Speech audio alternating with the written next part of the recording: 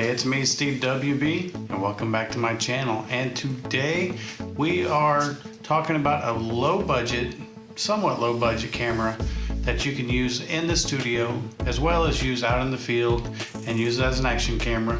And if you've read the title, there's probably a giveaway in the title as to what camera I'm using. And if you haven't figured it out, it's actually the GoPro Hero 8. And what I wanted to try to prove with this video is, can you use the Hero 8 or a similar GoPro as an in-studio camera? So, without any further delay, and by the way, yes, this is all being shot on my Hero 8. What I'm just going to do is give you my settings, so then you can decide, is the GoPro a viable option for you to use in studio and as well as in the field, and be an all-around camera? Can you do your entire channel inside and out with a GoPro?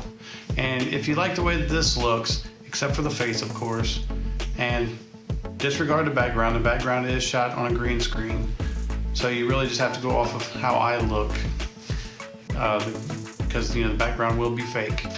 But enough of that. Here are my settings. This is all shot in 1080p at 24 frames a second. The narrow lens, the bit rate is set as high as possible. Shutter speed is 148.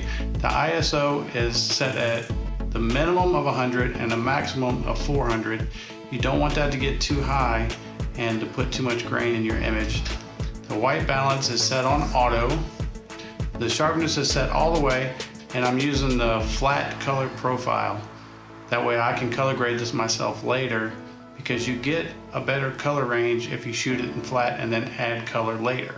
So with all that being said, if this video helps you, then join my channel. You can subscribe, leave a like, comment below as to how you think this looked, and if you would use a GoPro or not in studio. I'm Steve WB, and I'm out.